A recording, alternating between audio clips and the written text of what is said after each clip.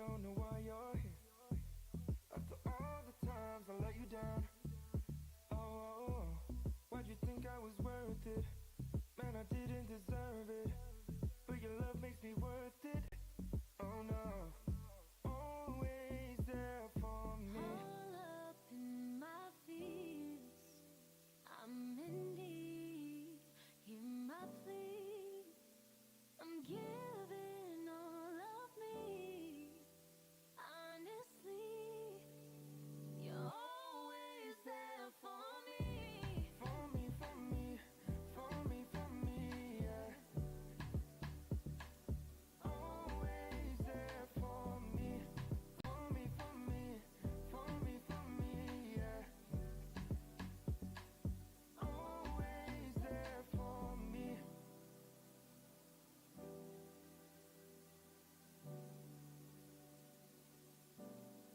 Now I know why you're here. After all you knew, I come around. Oh, oh, oh, no, I cannot repay you. All the times that you came through, I'll forever be grateful. Oh no, always there for me. All up in my fears, I'm in need. Hear my plea. I'm giving all of me. Honestly, you're always there for me. For me, for me, for me, for me, yeah. Always there for me.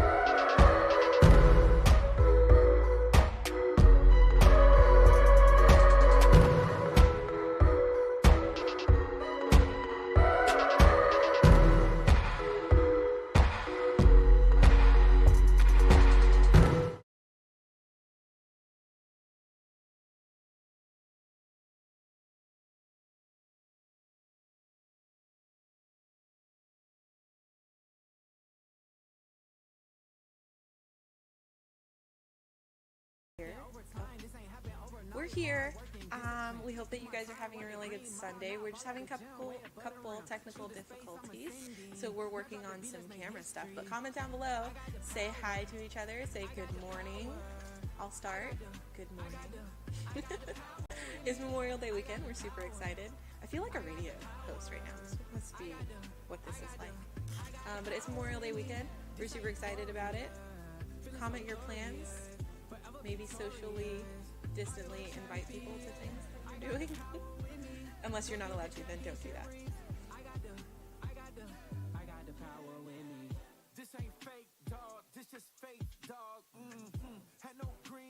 On this camera issue, you guys would applaud him. Actually, you should applaud him in the comments now. He's trying, so brave and true. I think we figured it out.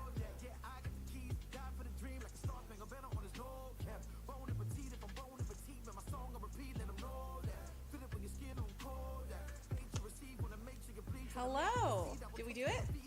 Wonderful. Hi, guys. It's Sunday. We're so excited.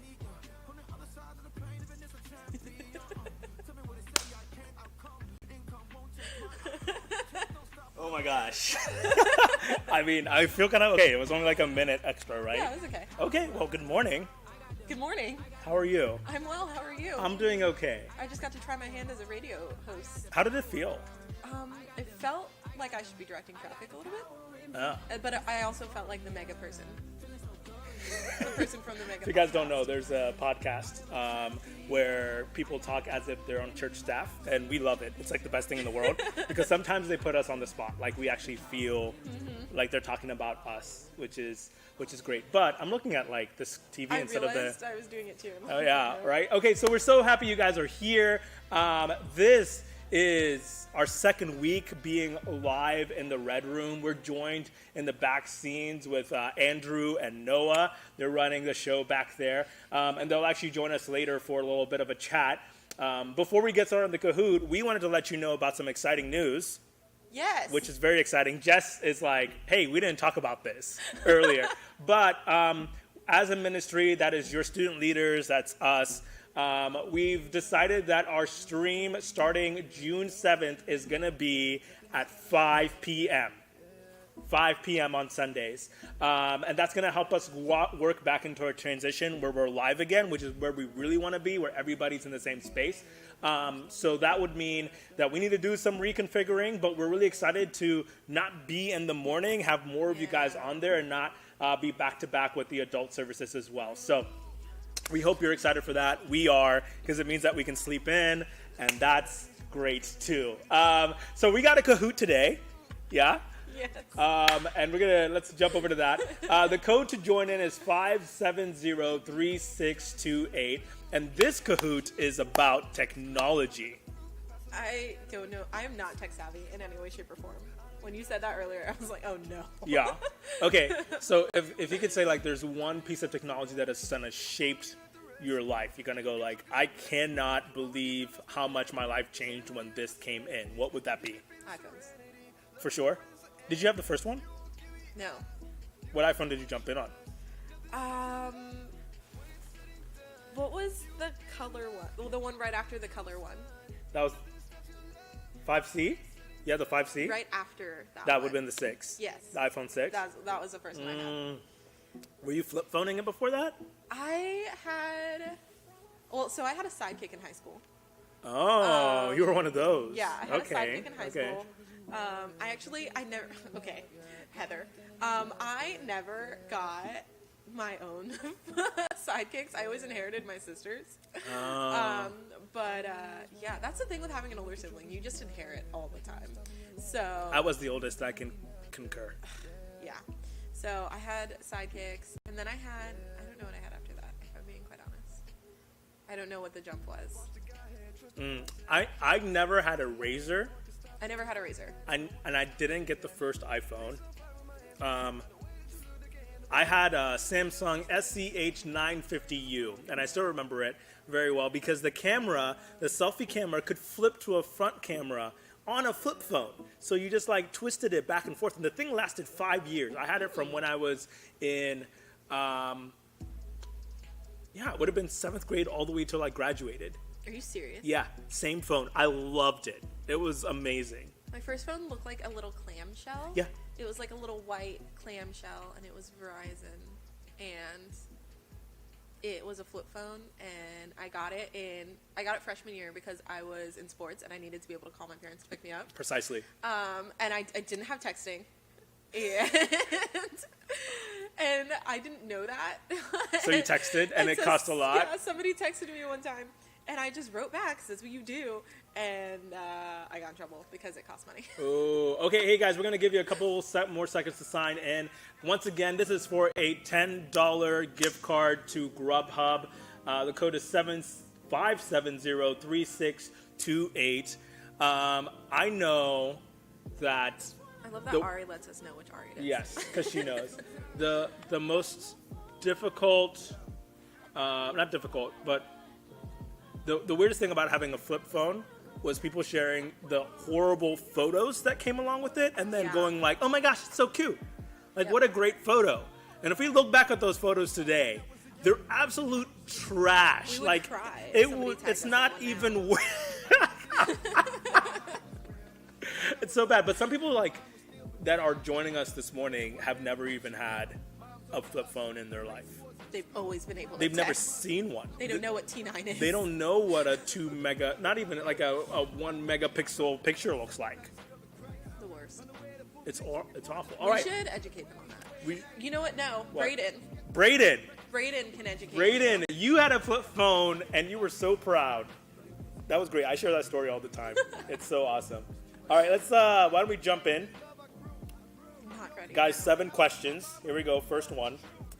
What was the first Microsoft software released? Is it Windows 1, Windows ME, Windows 10, or Windows XP? Your girl doesn't know. So. I just know that if you were looking at numbers, you would know that 1 comes before 10. So that's a start. But does ME come before 1? That's the crazy one. That one, when that one came, it was weirdly named. Also, I have a lot of feelings about that one. Oh. Like, internal rage. Oh. Yes, that one came out. I can't say anything because it would give people answers. Yeah. Tell us about your rage here in a minute, though, because we are curious about it. I will. But part of the reason with that specific software made me switch over to Mac and never look back.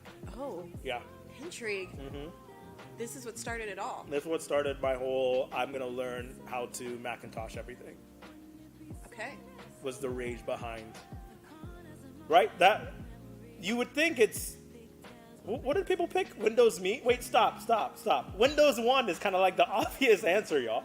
Right? Well, it felt too obvious. In my mind, I was like, 1 comes before 10. Duh.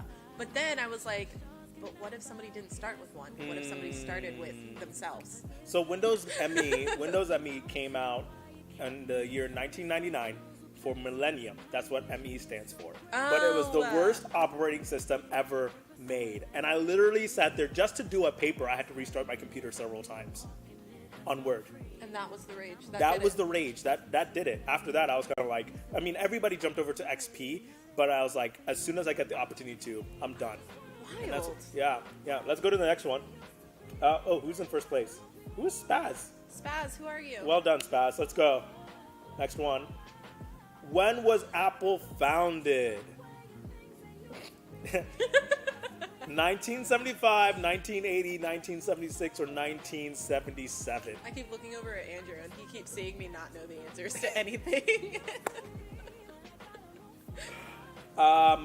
So I believe Apple changed their name because they fired Steve Jobs in the early 90s. And then they changed their name to like Next or something like that. And then they rehired Steve Jobs in like 1998 and became Macintosh and didn't really become Apple until 2003 or 4. Oh, no, they were Apple, but everything they released had the Macintosh name. Huh. That's the way that worked. So, what's the answer? I'm not giving the answer because I'm trying to stay away from that era. The correct answer is 1976. Yes, good job. A lot of people knew that. I wonder if people are Googling. Are people Googling? Well, Heather was one of them. Heather, are you Googling? When was the first HD TV released? That's a good one. When was your first HD TV? Like, when do you remember getting like a flat screen television? I remember being a child. Like, I was definitely not. Like, I was still at a point where if I was going to the store, it had to be with my parents, or else I was never leaving the apartment. So I was definitely a child, like a full-on child. Full realized child. I don't think we got a flat screen television until like, it had to be the year before I graduated. When did you graduate? 2007. It was 2006 we got one. It wasn't even like a main brand. It was a Westinghouse. Huh. Yeah. You graduated in 2007? Uh-huh. You know what? My sister skipped second grade. That makes sense. 1998 is a correct answer. There you go.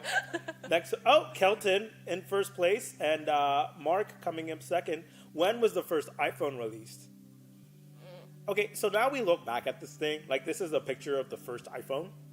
What do you think of it? If something like that was released today, but had all the technology inside your phone that you have now, what would you think of that thing? Everyone would get it because it's like retro.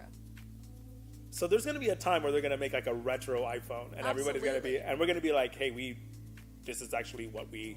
No one's going to get it because then what they're going to do is they're going to go to thrift stores and they're going to buy the actual ones that are actual.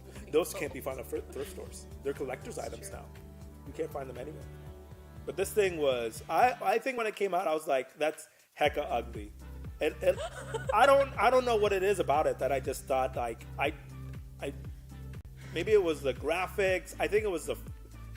You think it was the phone itself? It's like it had a farmer's tan. Not even a farmer's tan, like a harsh tan. Like it was silver, and then it was 2007 when I graduated when it was released.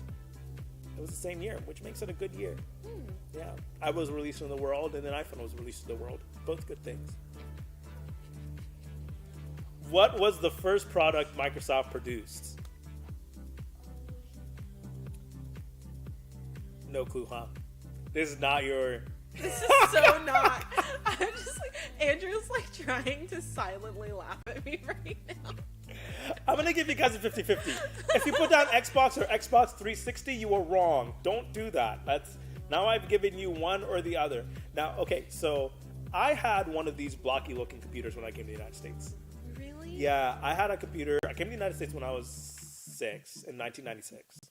And I got an IBM one with no graphics.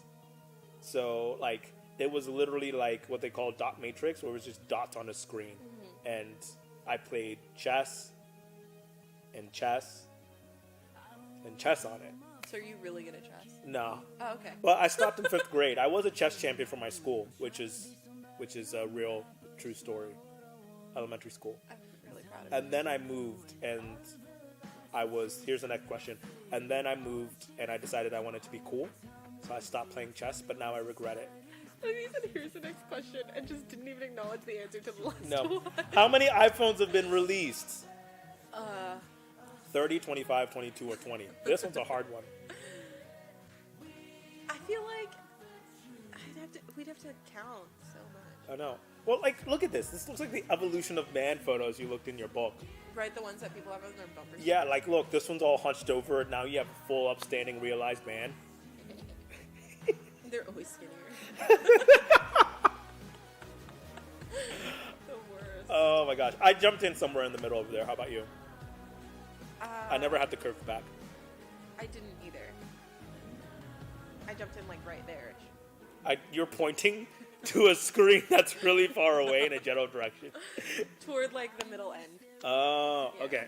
What the color is. Wow. Yeah, the correct answer is 4, guys. 25. I almost said 4 iPhones have been released. 25 iPhones have been released in total. That's a lot. It's a lot of money. Did you have the first iPod? I didn't have the first one, but I had an iPod Nano before it went square, the tall ones. And I also had a iPod Classic. I have 2 of those. I still have mine. It still has all my music from high school. I had a shuffle 30,000 and then songs. I had a Nano. Wow. True or false, email existed before the internet? I don't know. I mean, I know, but I can't say. I whispered an answer, by the way, because I don't want to, Yes. do a whole thing. All I know is that if email existed before Al Gore, then the answer is true. Because Al Gore invented the internet. Actually, the story about the internet and how it began is really, really interesting. They had to use a rotary phone in order to like log in. So before, Yes. yeah, like you had to like have a phone between your computer or whatever system you're working for, and you have to like dial it on a rotary phone in order for your computer to connect to the network. Have you seen those videos where they make kids try to like use old technology? Those are my favorite. It's the funniest thing. The VCR one and the cassette one. The answer I whispered was wrong. Email existed before the internet. Just letting you know. And here's the other thing. Before www, you would just put in a number into the thing. So the number for email was 7776. And that would give you access to email. Okay, so Spaz in third place, Okay, you know Mark, what? Mark, in been second around place. for some Hey, he didn't win though. And Kelton, good job. Well done, Kelton. Hey, you should send me a text. Ari and Ella always come in fourth and fifth place. I've noticed I that. don't know if that was kudos or like a step it up and get to third. More like at you're some so point. close. Kelton, send me a text message with your email address, and we would love to get you that card. So, yeah, Yeah, technology. it's wild. It's your favorite thing, I've noticed. I hate it. Our next week's Kahoot is also going to be on technology. No, it's Yes. not. Yes, That's but a it'll be in lie. technology that like she would love. Xbox. Yeah. Yeah. Maybe. I could That probably in. video games. Oh my gosh. Okay, so seniors. We're going to be talking about seniors right now. Yeah, Justin was on last week to talk about seniors, and we got his feelings. What are your feelings about seniors this year? Justin was a lot more excited to talk about the seniors because he is inheriting them Yeah. into young adults. I'm giving them away. And so I'm very sad. I've had this class since they were in 6th grade. They're the second class that I've had since they were in 6th grade. And so this is a hard class for me to give up because I've known most of them for quite some time. So, but I'm really excited for them. I'm really proud of them. I'm not crying. She's not crying. She's not crying. But we did another senior video with one of your students. Yes. I'm really excited, and she has a surprise for you at the end. So don't even cut out of this. Like you want to watch the entire thing. All right, You do. here we go. Let's watch this together.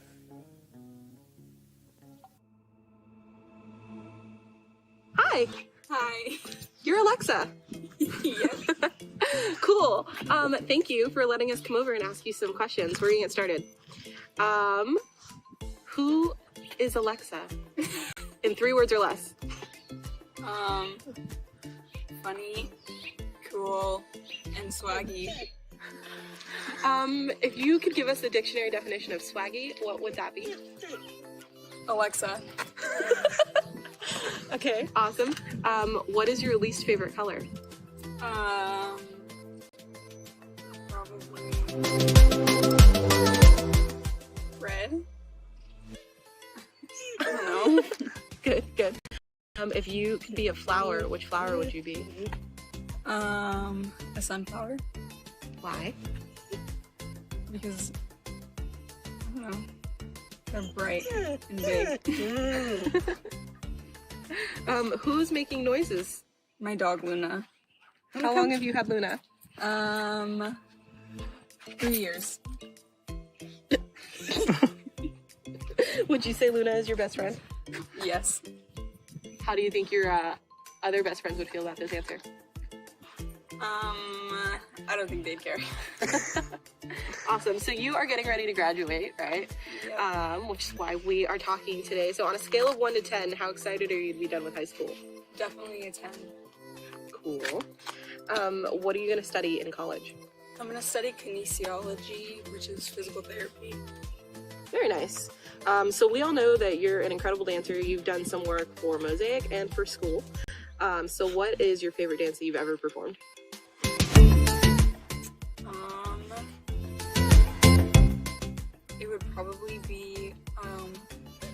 one of the dances I choreographed, See Me in a Crown, or a duo dance that I did for my school dance show with my friend. That's alright. But if you carry on abusing, you'll be robbed from us. I refuse to lose another friend to drugs. Just come home. Don't let go. If you look into the distance, there's a house upon the hill, guiding like a lighthouse. It's a place where you'll be safe to feel our grace, cause we've all made mistakes. If you've lost your way, I will leave the light on.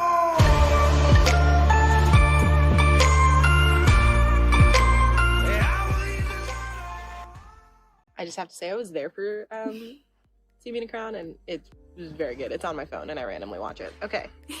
If you could give advice, 3 words of advice to incoming freshmen, what would the 3 words be?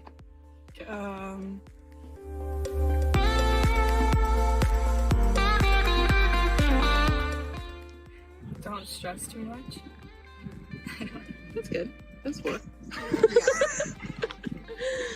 All right, Alexa, what is your favorite memory from being in ministry at Mosaic? I don't know. There's so many. One of them would probably be when I was trying out for the worship team and he just talked me into singing, like trying out for being a vocalist and not just guitar. And now I only do vocals and not guitar. I remember that. You're also very good at harmonies, so there goes. Between Minyoki and Jess, who will you miss more, and why is it Jess? I'll miss Jess more, because she's Jess. I'm a lot closer with her. Thank you. Also, if you had been like, I'll miss Minyoki more, I would have cried. What made you want to become a small group leader for middle schoolers? I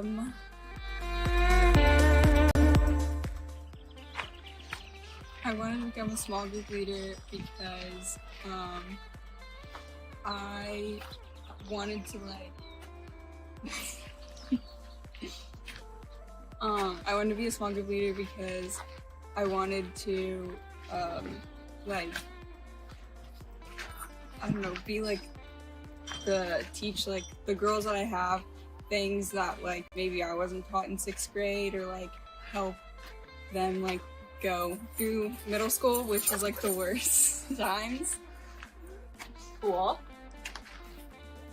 So we know that you went on a few trips with Mosaic, which were awesome, and one of the bigger trips that you went on was the Albuquerque trip.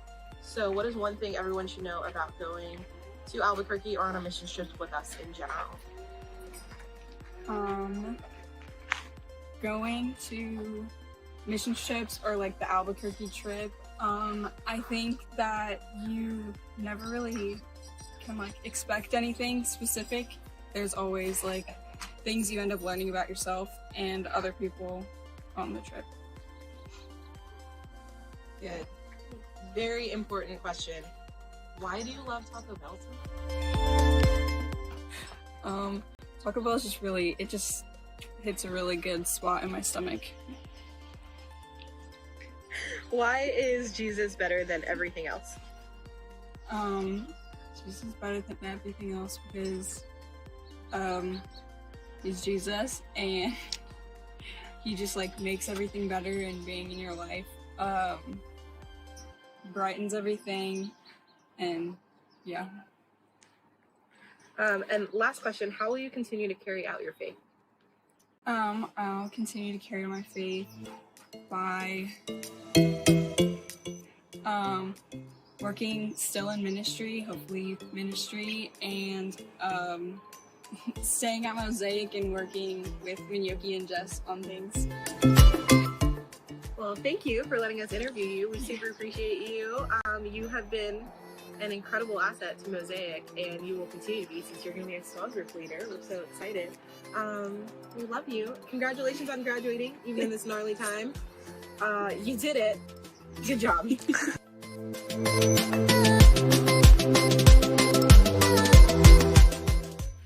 show you something. Follow me.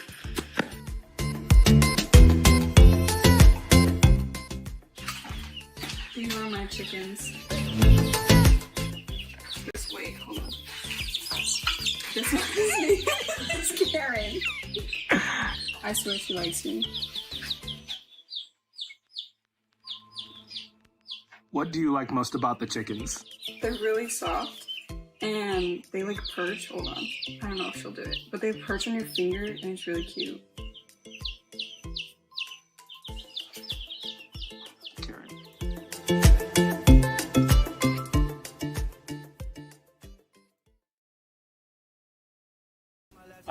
Chickens. Do you like chickens? I do now. I didn't realize how many people like just have chickens. Like Ari has chickens. Alexa now is gonna have chickens. I think that's becoming a thing.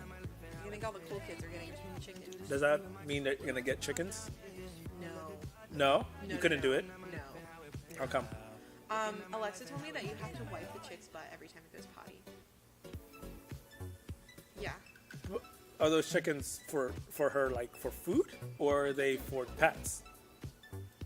I don't know, but I guess they could die. If you don't? Yeah. What do chickens do in the wild? Like, my grandparents own chickens, and they just run around, do whatever they want.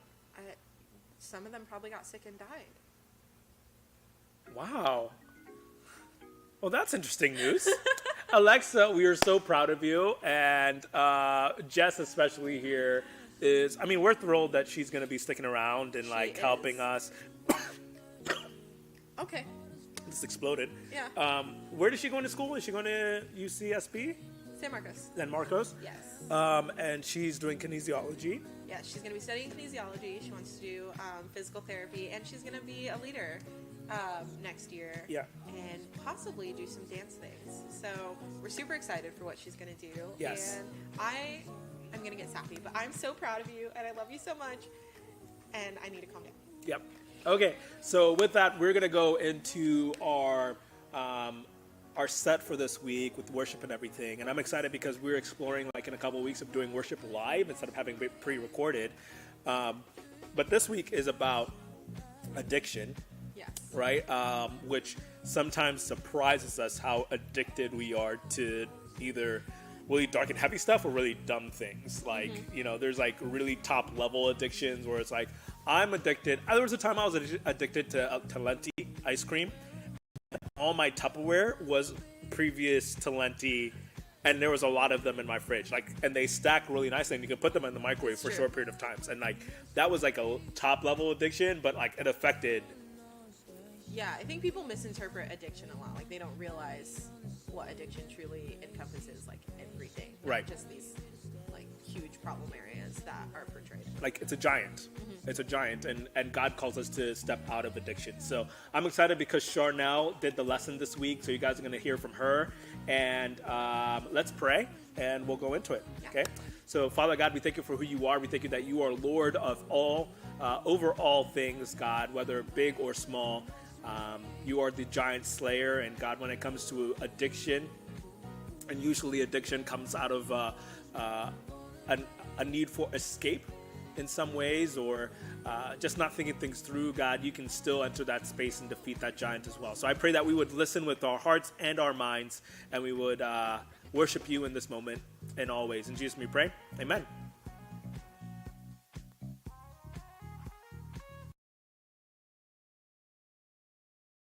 Hey Mosaic, we're so glad you could join us today. We're gonna start worship and sing a song that you should know. And as we sing this song, Unstoppable God, I just pray that you know that in this time, in this day, that there's nothing that He can't do, and He will always be there for us. So I pray that we keep that in mind as we sing this song out.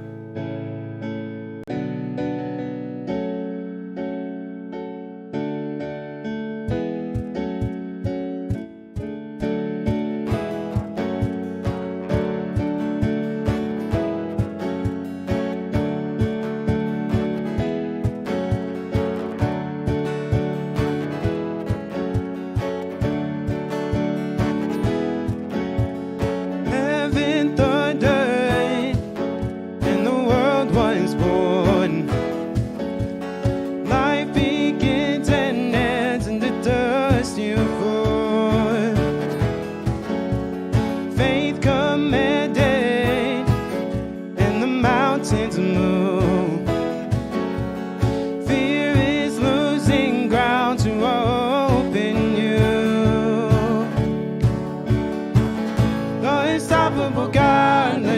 glory go on and on.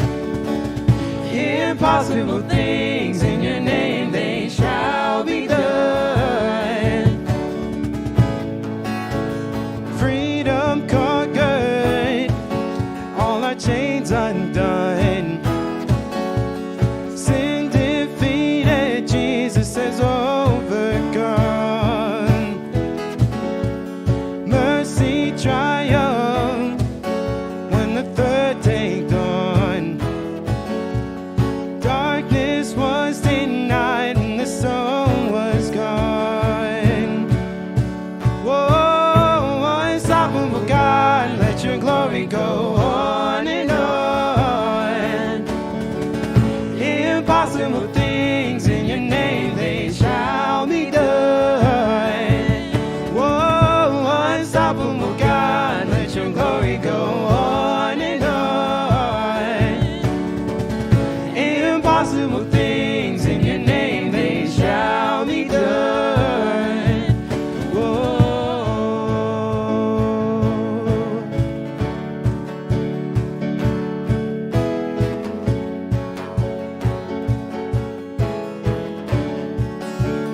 Sing it out. Nothing shall be impossible. Your kingdom reigns unstoppable. We'll shout your praise forevermore.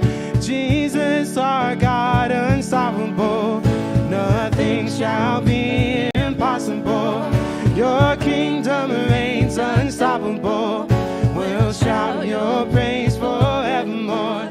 Jesus, our God, unstoppable. Come on. Nothing shall be impossible.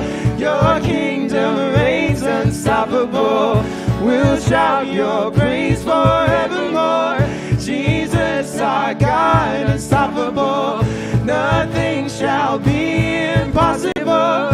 Your kingdom reigns unstoppable.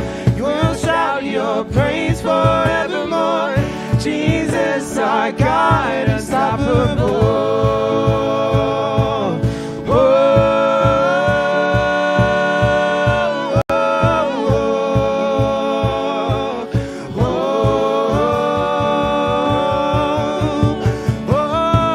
Unstoppable God, let your glory go on and on. Impossible things in your name, they shall be done. Whoa, unstoppable God, let your glory go on and on. Impossible things in your name, they shall be done. Whoa.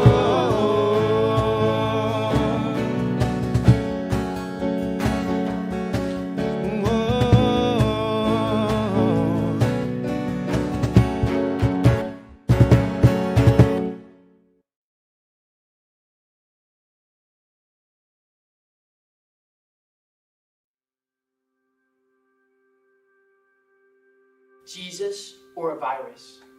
Who will receive your focus? The one who heals or the one who hurts? The one who steals or the one who saves? The one who gives or the one who takes? Who has your attention? What you think about controls what you speak out. And what you dwell on is what you feast on. What you feast on is what you become. So who will it be, church? Fear is not an option in the kingdom. Worry is not heaven's wisdom, and doubts teach pathetic lessons. Will you listen to them? Jesus or a virus? Will potential harm be all that you see, or will you fall on your knees as you seize the authority and reject the enemy's schemes? Faith or fear? Both are contagious. Both are infectious. Faith is the currency of the victorious. Fear, the enemy's weak response. So church, make your choice. Jesus or a virus? Only one of them deserves your focus. Only one of them is worthy of praises. Only one of them gets to be made famous. Which one will you be remembered for talking about? The virus that could bring discomfort or inconvenience? Or Jesus who rules the galaxies in his preeminence? The sickness that could take the life that was given to you? Or the righteous king who promises to make all things new? Jesus or a virus? Love or fear? Peace or worry? Joy or anxiety? It's actually easy to start looking at the one who is mighty. He is clothed in majesty. He is enthroned for eternity. My King alone is worthy. The sun and the moon, they know he's coming soon. Nothing can stop his kingdom from spreading. It's more contagious than this virus. It's more potent than all of Satan's distractions. And of its increase, there will be no end. Oh, heaven is invading earth, no matter what the news says. Friends, we get to ride in the army of white and disperse all of hell's great might with a single flicker of light. I will use every opportunity to bring glory and praise to Jesus' name. Nothing will distract me from my call. Nothing can separate me from all that Jesus has bought for me. Today, we can make a choice to focus on him more than anything else. He is bigger, he is doing more, and he will never be stopped. The current events at our fingertips might seem scary and expect us to be nervous, but they cannot compare to the beauty of Jesus. I've made up my mind. Don't waste a second of your time. Turn your eyes upwards and see the kingdom go forwards. In the midst of what looks like chaos, Jesus is still being made famous.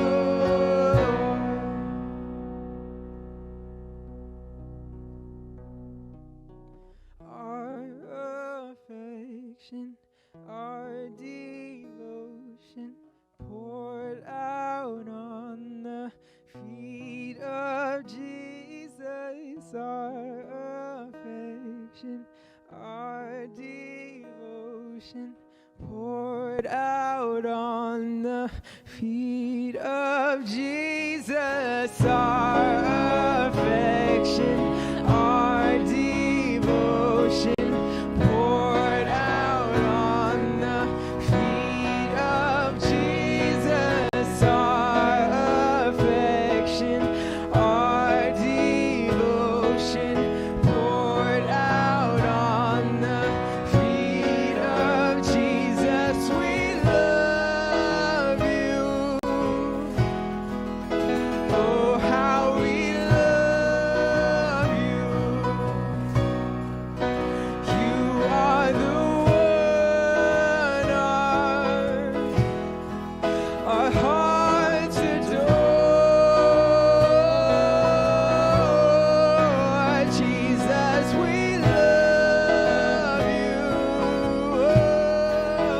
Oh, how we love you. You are the one our hearts adore. Oh, Jesus, we love you. Oh, how we love you. You are the one our hearts adore. Oh, how we love you, Jesus. God, we just thank you for who you are. God, we thank you for just being there for us in this time. God, and even though that a lot of us be watching on the screen right now, even though whether we missed it or not, God, I just pray for all of us here, Lord, whether we're watching us right here playing right now, Lord, that we would feel your presence, God, in this time of mixed emotions, God, in this time of mixed thoughts, Lord. No one knows what's going to happen tomorrow, God, but you do. Lord, I just pray that we keep on putting you, God, that we'll look to you in the lowest of the low or the highest of the high, God, and that our hearts be aligned with you. In Jesus' name, amen.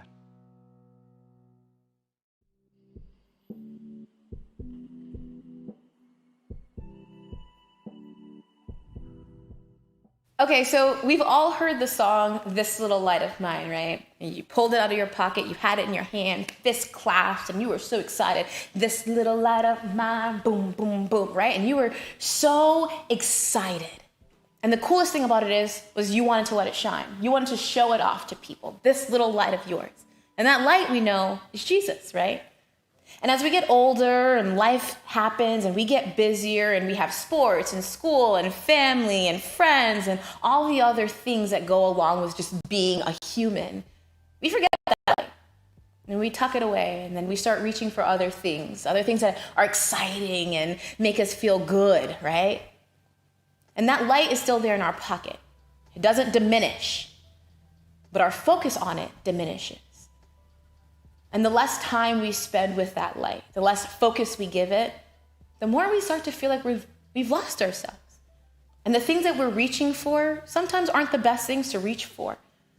But I guess they kind of make us feel better, right? So we just keep reaching and reaching and reaching and, oh, I'm upset and I'm frustrated. You know what? I'm just going to go and get this. And man, that was a tough day. I just need to do this. I need to go see this person, my person that makes me feel so good, or I need to go to the beach, or I need to go to the gym and just work it out. I need to just figure out how to make myself feel better. I need to soothe this pain, this frustration. I need to combat my loneliness. I need to figure out how to fill my time and my energy and space. I need to figure out how to make everybody love me. How to get everybody to validate that I'm a good person, that I'm a nice person, that they want to hang out with me, that I'm cool. So I start reaching for all these things. And then soon I realized that those things really, they were fun at first, but now they're not that great. So now I need to take it up a step. So I'm reaching for all these things and I'm constantly trying to make myself feel better. And maybe the thing that you reach for is your phone. Maybe it's technology. Maybe it's gaming. Maybe it's shopping. Maybe it's a person. Maybe it's a place, a thing. Maybe it's drugs. Maybe it's alcohol. Maybe it's cutting. Maybe it's gaming. Maybe it's lying. Maybe it's just your own anger that cloaks you, that makes you feel good and strong and makes you feel not so broken anymore. You keep filling up on it. And maybe you weren't trying to be malicious at first. And maybe you knew it was wrong, but you just thought maybe, though, it's okay. It's not that bad. And then one day you look at yourself in the mirror and you don't even know who you are. How did I get here? How did I end up here? I don't even understand my friends anymore. I can't relate to my family. I got kicked off the team. Nothing seems to be going well. My grades suck. Like, how did I get here? And then you start to try to cover it all up. You're like, you know what? I'm just going to pretend like I'm okay. I'm going to pretend like I'm good. I'm going to pretend like I'm strong, like I'm smart. I'm going to pretend like I'm somebody else. I'm going to pretend like I'm the person my parents need me to be so that they won't be mad that I am who I am. I'm going to pretend to be the best person ever so that I'll have more friends. But it doesn't work. And somehow in the midst of it all, you can't find yourself. You're facing this huge giant that just wants more of you and more of you and more of you, and it doesn't make you feel better anymore.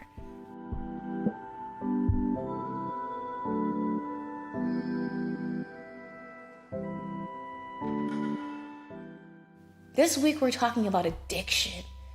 And I know that's a taboo word, and I know a lot of us are thinking like, oh, I don't do drugs, I don't do alcohol, that's not me. But there's so many other forms of addiction that could apply here. Wanting the attention and affection and approval of a person or people. And if you don't get it, what then? And then when you do get it, man, how do you feel? Or wanting to play video games for hours on end just to escape the life that you're living and to escape all of the stuff around you because you know the map, you know the game, you know the rules, you know exactly what to do once you enter into that game console and you are in charge. You are a boss. Or maybe it's cutting. Maybe you're in so much pain and you do not know what to do. You can't admit that you're in pain. You can't admit that you're weak.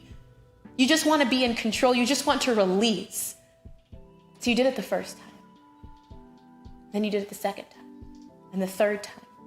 And now you have to cover it up because you can't let anybody see it. Now it's just a downward spiral.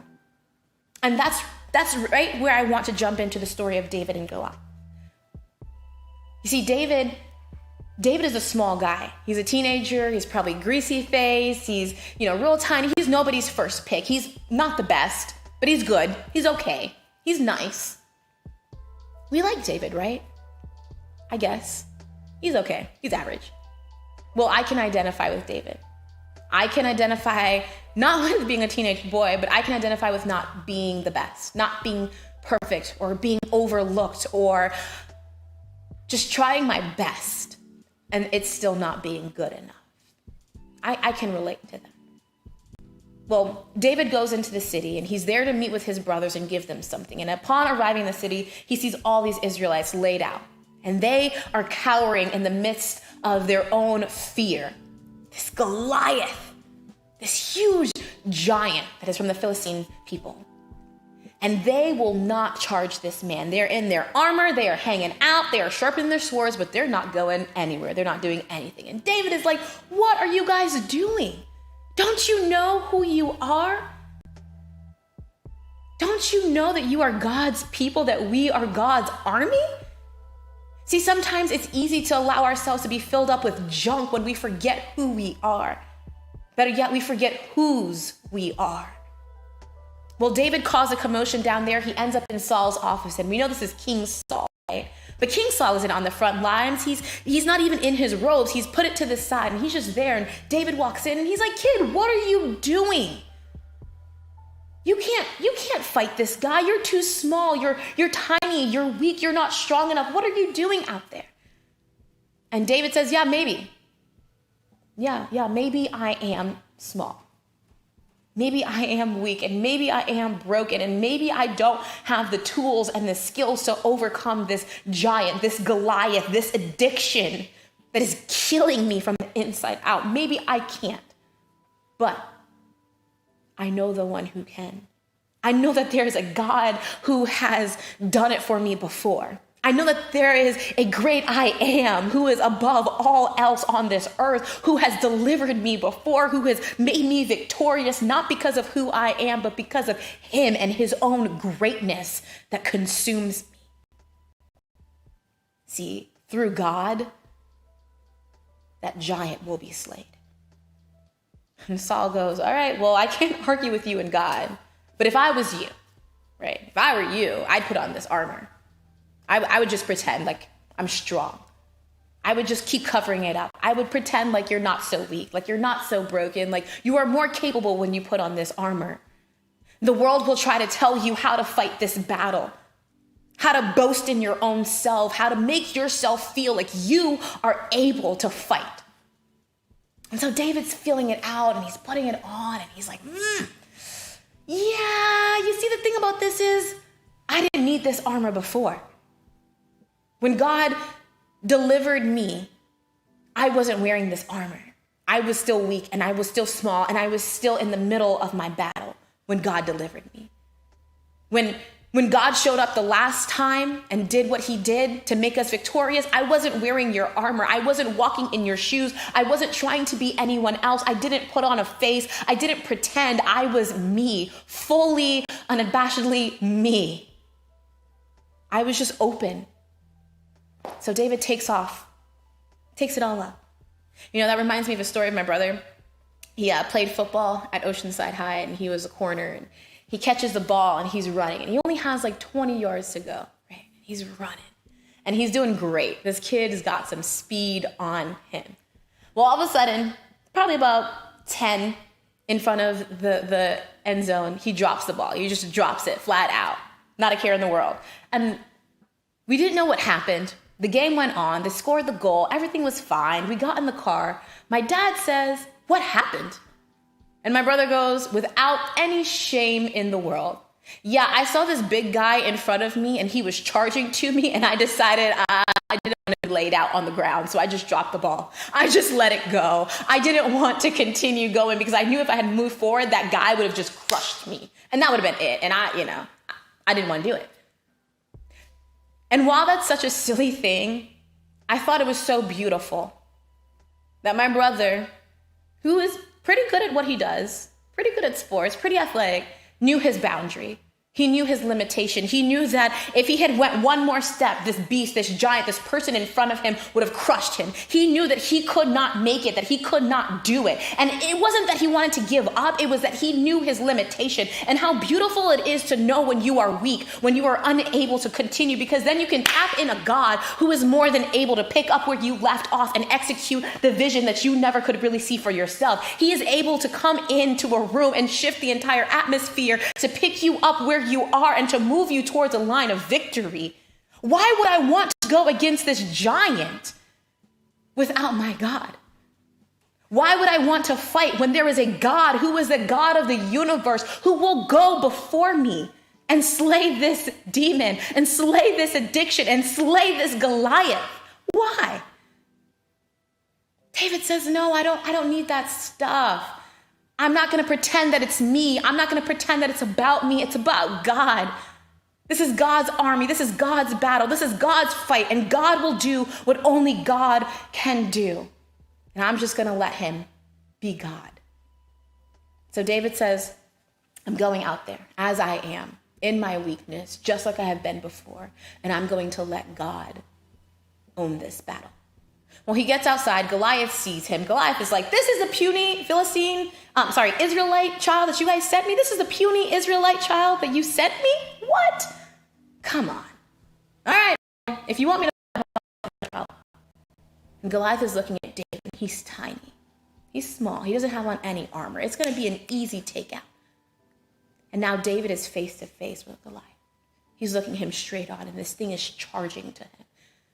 And here you are in the midst of your hole, in the midst of all of your junk, in the midst of the brokenness and the hurt and the pain and the loneliness and the struggle. Here you are facing your addiction, facing the very thing that is trying to take you out. And it's charging for you, and it's charging for you hard. And what Goliath missed, what the enemy missed, was that they were not fighting David. It wasn't David. They were fighting God. The Alpha and Omega, the beginning and the end, the great El Shaddai. They were fighting God. They missed it in the midst of seeing David and sizing him up in their natural eye. They missed the spiritual that was happening here. But David knew. David knew that God was with him, that God was before him, that God was in the midst of this battle. He knew that he had already surrendered it to God so that he wouldn't ever have to surrender to this giant. He wouldn't have to surrender to addiction. He wouldn't have to just say, this is who I am, this is how I am, slay me now. He would never have to do that because God was already in the midst of the battle. And so with one swift movement, he reaches into his pocket, he pulls out his little light, he slings it back, he cocks it in the middle of the forehead. The giant goes down. It was David's ability to give it over to God that allowed him to be victorious. You do not have to stay where you are. You do not have to fight and figure it out alone. You do not have to struggle through it alone. There is a God who is just waiting and crying out for you to say, please let me in. And the great thing about God is he doesn't have to come. He is already here. He is already occupying the space around you. He just wants you to say, take it. Take it, God. You do not have to be perfect. You don't have to clean it up. You don't have to make everything pretty before you bring it to him. Just give him your junk. Addiction must fall. Addiction will fall because God cannot fail.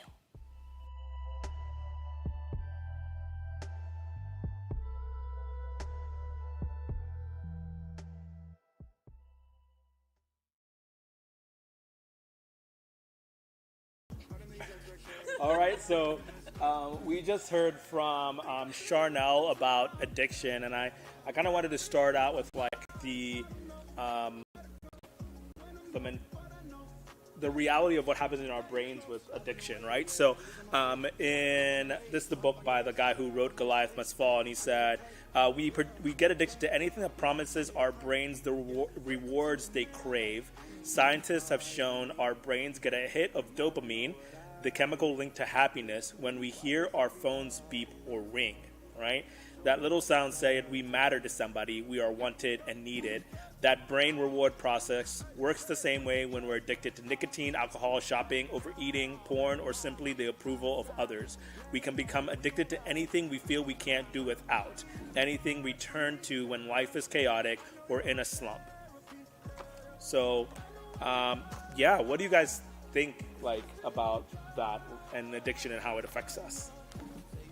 I just think it's really accurate. I think especially a big thing for a lot of teenagers and stuff is a lot of approval of others. We have a hard time loving ourselves or even just being okay with God loving us.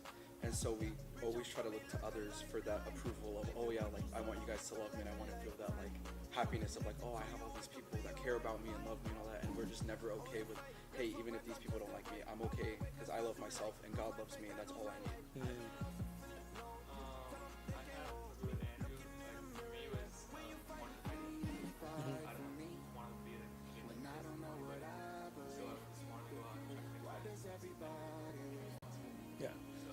So both of those are rooted in a fear of something else happening, right? It's not in a confidence of, if I do this because I do this so that XYZ will happen to me and take a fear or a pain away. So with that, as we get ready for the post, I wanted to ask you, what are some practical things that people can do to put God in front of their addictions before they even get there? I think a huge thing is, I love how Charnel was talking about just not, why would you want to fight without your God? And being able to say, one, I think out loud you need to say, I cannot overcome this on my own. And there's something really humbling and also really empowering about acknowledging who you are and who God is.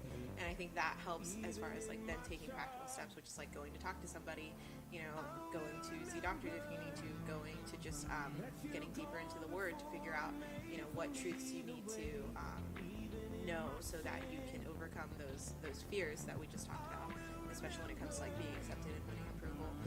But I think honestly, the first thing to do is acknowledge who you are and your limitations, and then acknowledge who God is and the fact that He has. I also think that it's super key to know that you can tell when you're addicted to something if you can't say no. Like if you can't say no and then walk away from it for a period of time without feeling like something is missing, then that's an addiction. And I feel like especially today, and for those of you that are, most of you that are watching are teenagers, that if there's something in your life where your parents say like, I need you to put that down, and your mind just goes no, that might be an addiction, right? And I'm not saying that like your parents are right or they're wrong or whatever. It's just the process that your mind goes, you cannot let go of this right now. It is owning who you are, and you can't do without it. So if you're watching Avatar on Netflix, it's that moment where Aang has to let go of Katara, and he can't, and he says no. And the reality is, when we have an addiction in our life, it blocks us from becoming who we can really become 100%, right? It hides our true selves. And as we go into the post, allow yourself to think about that. What is the thing in my life that is that I can't say no to? That it supersedes even God, right? And that's where I'd go. That might be an addiction. So, right? So we're gonna get ready for the post, and And we want you guys to join us. Obviously, junior high and senior high will be separated, but we have one more week in this series. Next week, we're talking about pride.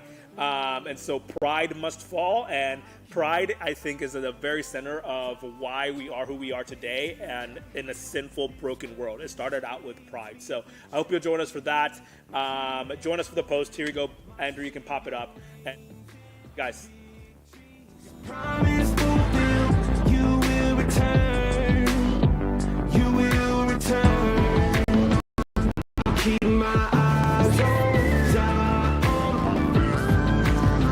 This world forsakes me, betrays me. My Savior reigns in victory. Promise fulfilled, you will return. You will return.